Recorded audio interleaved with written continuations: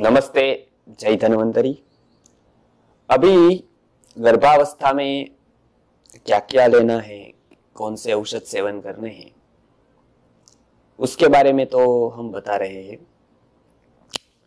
अब विशेष करके गर्भावस्था में जो प्रिस्क्राइब्ड औषध है, दवाई है, वो कब कितनी मात्रा में लेनी है या फिर उसका कोई सब्स्टिट्यूट, उसका कोई विकल्प लेना है या है आयुर्वेद में, उसकी हम आज चर्चा करेंगे। तो खास करके हमने पहले बताया गर्भावस्था एक विशेष अवस्था है, उसमें दो लोगों का पोषण होता है एक साथ। केवल स्थिति नहीं होती है, उत्पत्ति भी होती है विभिन्न अंगों की, और पिछले विकसित हो जो अंग हो गए हैं उसको भी पोषण देना आवश्यक होता है। ऐसा नहीं है कि एक बस हो गया तो उसको कोई पोषण की जरूरत नहीं रहती है। अंग प्रत्यंग को पोषण की आवश्यकता जीवन भर रहती है, गर्भ में भी रहती है। तो इसको सस्टेन करने के लिए, मेंटेन करने के लिए, पोषण देने के लिए भी जरूरी होती है स्थिति के लिए औषध। अब खास करके जो एलोपैथ डॉक्टर्स, जब हम जाते हैं गायनेकोलॉजिस्ट, तो कुछ दवाइयाँ प्रिस्क्राइब करते हैं। जैसे गर्भवती महिलाओं को हड्डियों, बालक की हड्डियों का विकास हो, उसको कैल्शियम की कमी न हो, डेफिशिएंसी न हो, इसलिए कैल्शियम की कुछ टैबलेट्स देते हैं। एक साधारण बात है, वो तो वो देते ही है। तो अब ये गोलियों में कुछ जो बनावट होती है, कुछ प्रिजर्वेटिव्स जाते हैं, कुछ बाइंडिंग एजेंट्स जाते हैं, तो ये बहुत सारा कुछ औषध के साथ जाता है। तो उसके ऑप्शन में कैल्शियम का जो सबसे बड़ा स्रोत है, वो आयुर्वेद में जो गोदंती है, चूना है, ऐसी बहुत सारी औषधि है। लेकिन सीधा भी चूना न खाए। बहुत लोग गर्भावस्था में चूना का सेवन करते हैं। जो ने अभी का जो चूना आता है वो स्टोन कर सकता है और हार्मफुल भी हो सकता है। वो तो सीधा चूना का सेवन हम खास करके गर्भावस्था में तो मना करते हैं। तो इसके ऑप्शन में कैल्शियम बूंद है, जो मोती का चूना आता है, और गोदंती भस्म वगैरह उसमें मिक्स होता है। तो कैल्शियम ड्रॉप्स उसके 2-3 बूंद सुबह दोपहर शाम या सुबह शाम ले सकते हैं, छाछ में डालकर। आयुर्वेद की अस्थि पोषक गण होता है, उसकी कुछ औषधियां है, जैसे गोदंती है, जैसे प्रवाल है, जैसे संजगराहत भस्म है, जैसे कांतलो, मतलब जैसे और भी सारी औषधियां है जो विभिन्न भस्म उसको कही जाती है। तो ये कासिस है।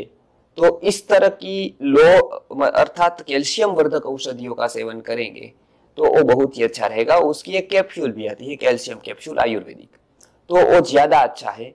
एलोपैथी में और आयुर्वेद दोनों से कैल्शियम बढ़ाने की अच्छी दवाइयां दोनों पथी में है। लेकिन एलोपैथी में बहुत सारे केमिकल प्रोसेस से, बहुत सारे प्रिजर्वेटिव से युक्त होती दवाई। आयुर्वेद में वो निर्दोष होती है। भस्म भी बनाई जाती है तो वो भी कोई उसमें प्रिजर्वेटिव की जरूरत नहीं रहती है, सेल्फ प्रिजर्वेटिव ही वो होती है। तो ये तो हमने आज कैल्शियम के बारे में बात की। अब आज हम देखें, दूसरी बात देखेंगे आयरन के बारे में। आयरन की कमी जो होती है खास करके, उससे एक एनीमिया नाम का रोग होता है आयुर्वेद में, जिसको पांडु रोग करके बताया है। तो उसमें से तो घर पे उसकी चिकित्सा के लिए आप घर पे जब से गर्भावस्था हो तब से लोहे का बर्तन का यूज चालू कर दे। सब्जी बनानी है, दाल बनानी है, और कुछ भी मतलब पकाना है, तो वो लोहे का बर्तन का सबसे ज्यादा उपयोग करे, अच्छे वाला लोहा लेकर। तो लोह तत्व धीरे धीरे इनडायरेक्टली वो जाएगा शरीर में। तो ये कंपाउंड्स के रूप में जो जाता है या रहता है शरीर में लोह तत्व, तो ये एक शुरू कर दे। डॉक्टर्स भी ये बताते हैं कि ये शुरू करे तो भोजन में लोह तत्व जाएगा। दूसरी बात, लोह तत्व वाली औषधियां जैसे पालक होती है, जैसे मेथी होती है, ये सारी जो औषधियां है या आहार है, वो लोह तत्व से प्रचुर आहार सेवन करे। रोज कोई ना कोई आहार ऐसा ले जिसमें लोह तत्व हो। आयुर्वेद में दूसरा एक बताया हीमोग्लोबिन के लिए रंजक पित्त। तो रंजक पित्त आयुर्वेद हीमोग्लोबिन को कहता है, उसकी मात्रा भी होनी चाहिए ब्लड में, नहीं तो डिलीवरी के समय पर तकलीफ होती है, गर्भावस्था में भी तकलीफ हो सकती है। तो इसीलिए जिसमें ज्यादा हीमोग्लोबिन है, रंजक पित्त है, तो वो उसके सेवन करे। खास करके बीट रूट्स आते हैं, उसका सेवन कर सकते हैं रोज। और आयुर्वेद की मंडूर भस्म है, कासिस है, कांतलो है, ऐसी औषधियां है। हमारे यहाँ पर भी हीमोग्लोबिन ड्रॉप्स आते हैं, एचबी ड्रॉप्स जिसको कहते हैं, एचबी कैप्सूल कहते हैं, वो 9 महीना ले सकते हैं। किस अवस्था में? जब हीमोग्लोबिन की कमी हो, आयरन की कमी हो, उस अवस्था में। खास करके आयरन की कमी, हीमोग्लोबिन की कमी उस समय भी पाई जाती है जब हमारा पाचन ठीक न हो, हम जो आहार ले रहे हो वो पर्याप्त मात्रा में पचता न हो और उससे रस न बनता हो, तो भी आयरन की कमी हो सकती है। तो अजीर्ण हो तो इसकी चिकित्सा करें अलग से, और पाचन सुव्यवस्थित रखे, अच्छा रखे। तो ये एक मुख्य दो था, एक कैल्शियम का था, एक आयरन या हीमोग्लोबिन का था, तो उसकी बात हमने बताई। तीसरी बात आती है फोलिक एसिड की। फोलिक एसिड की थोड़ी दवाई एलोपैथी की ले सकते हैं आप, उसमें कोई तकलीफ नहीं है, साइड इफेक्ट नहीं बराबर है, वो ले सकते हैं। अभी के सोर्स में मिष्ट नीम अर्थात कड़ी पत्ता में सबसे ज्यादा फोलिक एसिड पाया जाता है।